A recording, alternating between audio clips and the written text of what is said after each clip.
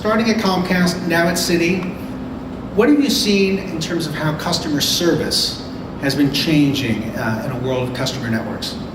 Well, what's happening is the customer has to say over the brand. And so let's look at Comcast, which is now, I guess, with you. And actually, yes. And actually, I look forward to that. I actually think they'll be a great fit. But what I'll say is, when I started at Comcast, Bob Garfield from NPR started a little known website called Comcast Must Die. And that was my first month there. And remember, I'm just a service guy. This social media thing is just new to me. But anyway, you have that control that someone has over your brand. And I hate to pick on Comcast because actually I think they're a great company when you know them internally. But a year or two before that, they had a little video that was on the web. Some of you may have seen of a sleepy technician. Ultimately, that video still shows up on the front page of their Google results. So, a customer owns their brand in many ways. And service has always been the weak in most companies. Let's face it, the service organization has not had the strongest of leaders. And now what's happening as the customers are taking this control, CEOs are saying, well, wait a second, I think we need to fix this. And I'll actually take it a step further. When you ask CEOs, hey, does your company provide great service? Huge percentage of them say, yes. Then you ask their customers, does this company create great service? And the answer is no. And there's a disconnect. And that disconnect comes up where, over the years, people only like to share the good upward. They don't like to say, hey, you know what, we're bad here. This is a problem. But now, the customer is the one sharing that upward. So companies have a choice. Fix it, or go out of business. Because, since the 50s, it's all been about the marketing. I can tell you what you want to know. I can tell you we provide great service. But now, think of how you do things. Before I buy a product, I go on and read reviews. I read reviews from people I don't even know. And guess what? I trust them more than I trust the company. So now you better create a better experience for all of them. So in this environment where the customers have so much say and so much shape on your brand, what do you see, what is it that brands can do to, I know as you've talked about it with me, to sort of humanize themselves or show that more human role and thereby connect with customers in a different kind of way?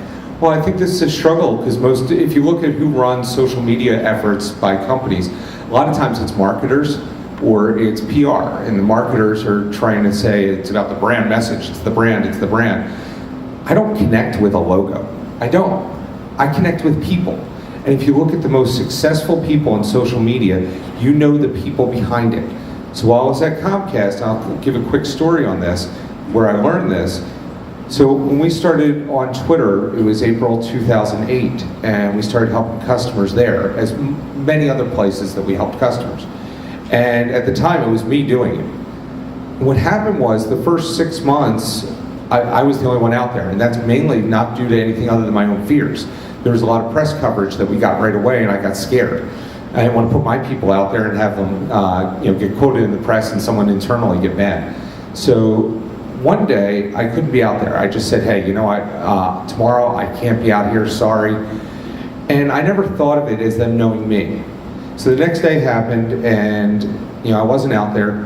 At the end of the day, I took a quick glance through my normal search, and I saw the strangest thing.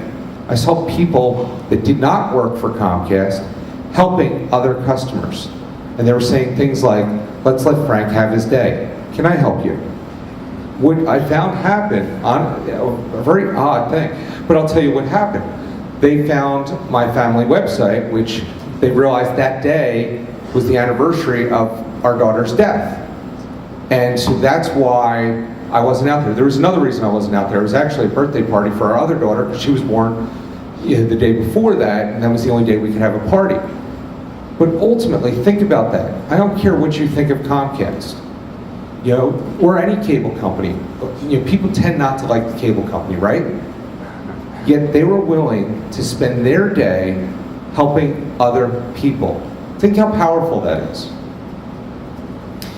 And one more question I want to ask you, Frank, as you're looking at now at Citibank or Citi, you've got a situation where it's a global brand, broader markets, and as you've said to me, it's also a lot of different business units. So maybe within the company, you think of it as, oh, I'm working for this division of Citi, or I'm working for that division of the Citi.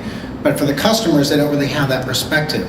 So how can a global brand like Citi connect with customers who are in so many different places at the same time? Well, it's a big undertaking, and I'll say it has to come from the top in many ways. So Manuel, who is our CEO of the the Americas, and was on CNBC the other day, and I don't normally post things on my blog about Citibank, it's just I try and avoid that, but I had to post his video out there because his discussion was, we need to spend the time and the money to connect all these silos that we have around the world. We need one system. We need to create one experience. So that is one of the major undertakings we're doing at Citibank. We also are trying to build socially, as we talk about it, they don't think of you as your product. So most companies are structured around product. They think of you as Citibank. So everything we do, we have to figure out how do we deal with people around the globe that may have concerns, and how do we scale that? And so one of the ways that we're doing that is, as I've made clear, I believe individual accounts, representing your brand are a good thing. So I much rather have 100 different people with their accounts like Citi Julie helping throughout the world. Well, now I'm building a team around the world that will help service people everywhere there is. And that's one of the ways that we're doing it. At banks, there's another challenge, which is, there's a lot of laws and rules that have been around since the 1930s. They're not properly structured around social media. So a lot of that is internal education, a lot of discussions, talking to regulators, and finding means that we can actually have this personal dialogue without violating any of these rules. And in some cases, even talking to regulators about changing some of those rules, because it's important to our customers. We want to be the digital bank. And to be the digital bank, we need to meet our customers where they already are. That's digital. It's on the web. So there's a lot of challenges that we have, but it's actually a lot of fun to figure it out. The other piece to that challenge is we think of our regulations in our little silo in the United States.